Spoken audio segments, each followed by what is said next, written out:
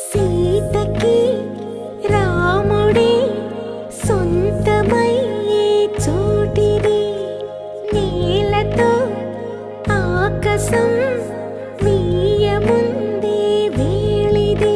మూడు ముళ్ళు వేస్తే మూడు లోకాలకి ముచ్చటొచ్చినమ్మా. ఏడు అంగలేస్తే ఏడు జన్మాలకి వీడదీసిందమ్మా.